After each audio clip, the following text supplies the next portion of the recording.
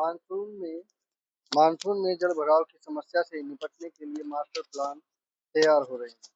जी हाँ, अभी से मास्टर प्लान तैयार करने पड़ेंगे।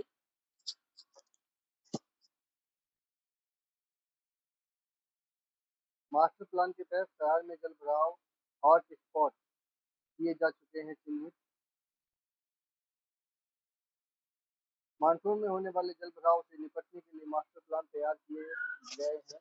यह प्लान फरीदाबाद महानगर विकास प्राधिकरण ने बनाया है, जिसमें जल भराव के हॉट स्पॉट चिन्हित किए गए हैं। साथ ही कहा क्या समाधान किया जाए, इस बारे में जानकारी दी गई है।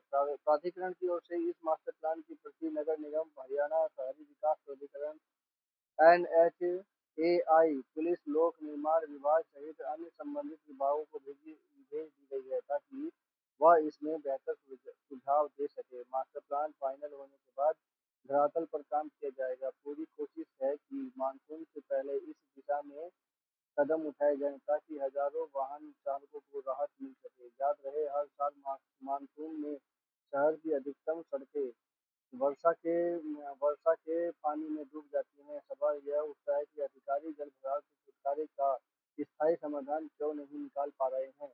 इस बार करोड़ों रुपए खर्च तो कर रहे हैं, लेकिन समाधान नहीं हो पा रहा है।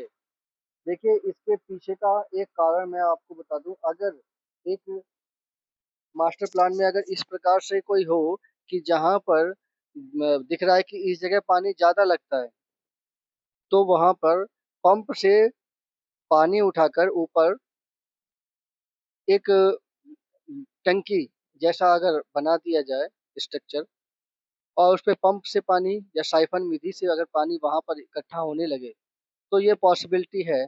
और उससे खर्चा भी बच जाएगा, और बाद में जैसे ही मानसून मतलब ये सत्र खत्म हो, तो उस पानी का उपयोग बहुत सारे कामों में आ सकता है, क्योंकि ये बारिश का पानी है जो कि खेतों के लिए बहुत ही उपयोगी है।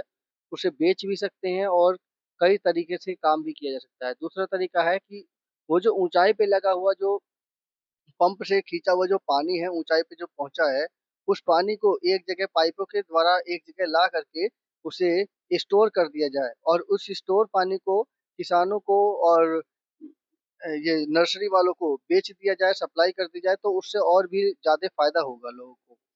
बस उसमें थोड़ी सी सावधानी बरतनी पड़ेगी, क्योंकि जो मलबा इकट्ठा होता है उसमें कीचड़ भी आती हैं, और और भी कुछ गंदगी चीज आती है, केवल उनको बचाना पड़ेगा।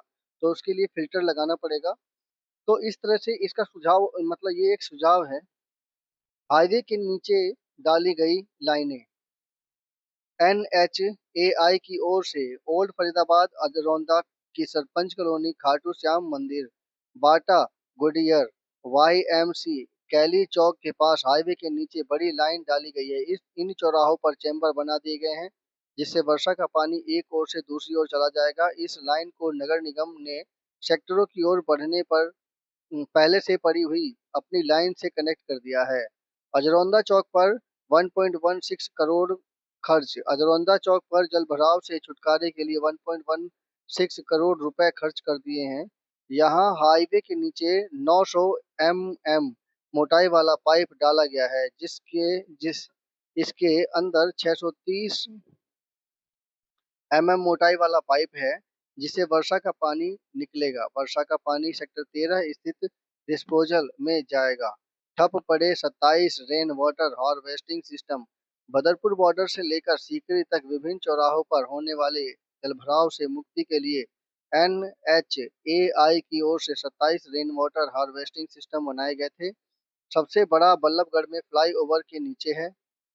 इसकी क्षमता 5 लाख लीटर पानी की है। इसके अलावा 5,000 से अधिक से लेकर 2 लाख लीटर क्षमता वाले सिस्टम भी लगाए गए हैं।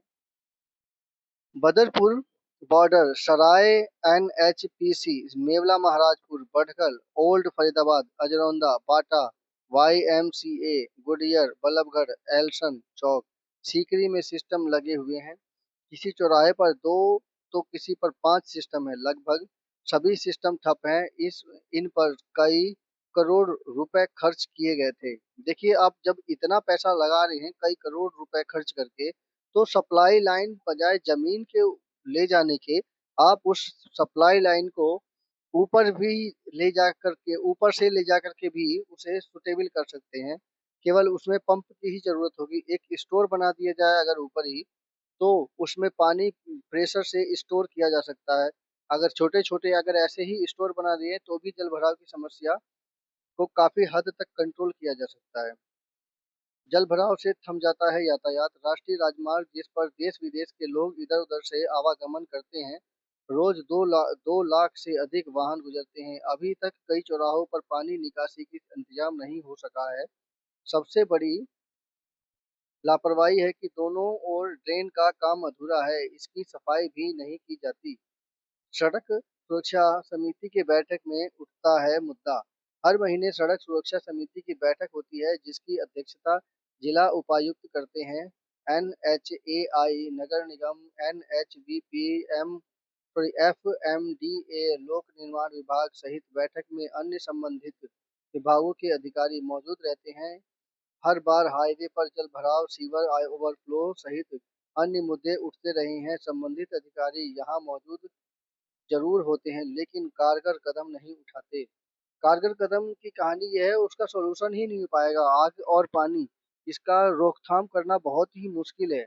अगर उसको कंट्रोल सही समय पर नहीं किया जाए, सही तरीके से नहीं किया जाए, तो इसमें दिक्कत आ सकती है। हमारी तो विचार यही है कि इसमें साइफन मेथड और स्टोर करने का मेथड लगा करके उसे हम काफी हद तक उसे कंट्रोल कर सकते हैं। बजाय पानी हम पाइपों के द्वारा नीचे से दूसरी जगह पे पहुंचाते हैं। बजाय ऐसा करने के सबसे अच्छा रहता कि पाइपों को एक स्टोर, वहीं पर एक स्टोर बना दिया जाए और उस स्टोर को कनेक्ट कर दिया जाए बड़े स्टोर प्लांट में। वहां से वो सेलिंग भी की जा सकती है। थोड़ी सी सफाई करके वो योग्य पानी बनाया जा सकता है।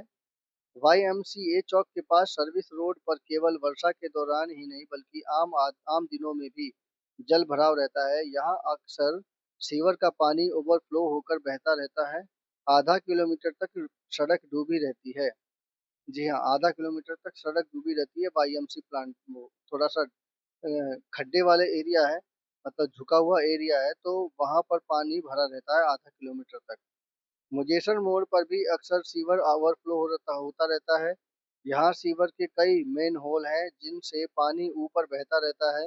यदि गंदा पानी रेलवे फाटक की ओर जाने वाली रोड पर जमा हो जाता है, ये समस्या 1 दशक पुरानी है। अजरौंदा मेट्रो स्टेशन के नीचे और आसपास अक्सर सीवर का पानी ओवरफ्लो रहता है।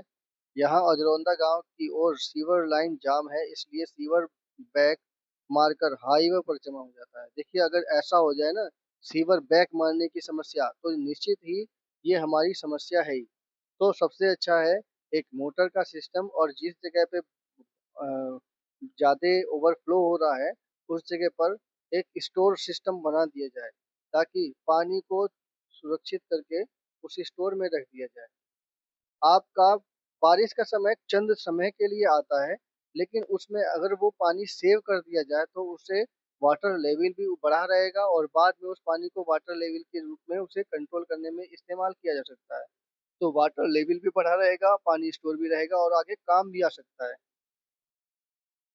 तीसरी बात, अगर हम मतलब ये खास जगह हो वहां पर एक मोटर लगाना जरूरी है। बजाय आप सीवर के द्वारा आप स्थायी काम करने के साथ साथ अस्थायी काम भी कर करके अगर इसे हम कंट्रोल कर सकें तो वो सबसे बेहतरीन रहेगा।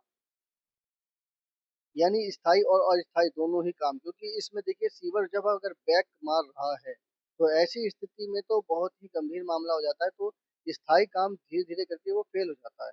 तो जब वो स्थायी काम फेल हो जाता है तो ऐसी स्थिति में हमें वहीं पर एक स्टोर जहाँ पर मतलब ज्यादा जमावड़ा हो रहा है उसी जगह पर एक स्टोर बना लेना चाहिए पानी का। तो अगर वो पानी का स्टोर अगर हम मोटर से अगर हम चंद समय के लिए ही चला दें, मान लो एक बारिश आ, हद से हद 8 घंटे बरस गई। हालांकि 8 घंटे तो बरसती नहीं है। 8 घंटे बरस गई मतलब ये कि अगर बारिश मान लो 2 घंटे भी बरसे लेकिन बहुत ज्यादा तेज बरसा, तो 2 घंटे बरसने के बाद भी जो वाटर लेवल के लिए जो पानी बढ़ा है वो सारा का सारा उसी क्षेत्र में आके रुकेगा। अगर हम उसे 2 घंटे की जगह हम 4 घंटे अगर मोटर चला दें और मोटर से अगर हम वहीं पर स्टोर कर दें पानी को, और उसके बाद जो स्टोर पानी है उसको हम बड़े वाटर टैंक में सप्लाई कर दें।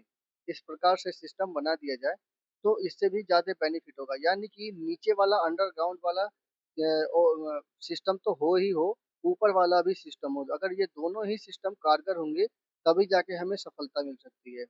हालांकि ऐसी बात नहीं है, कई बार ऐसा भी होता है कि ट्रैक्टर से आकर के वो लोग जो है पानी को सीक यानी कि खींच करके अपने अंदर स्टोर कर लेते हैं और उससे भी पानी जो है, जो ओवरफ्लो पानी है वो हट जाता है वहां से। तो इसके कई तरीके हैं और उससे बेनिफिट भी है। वो जो पानी जो इकट्ठा हो रहा है वो पानी धीरे धीरे नर्सरी और दूसरी जगह पर इसका इस्तेमाल किया जा सकता है। तो ये थी हमारी समीक्षा। समीक्षा आपको कैसी लगी? कृपया कमेंट कीजिए, मेरे चैनल को सब्सक्राइब कीजिए। धन्यवाद।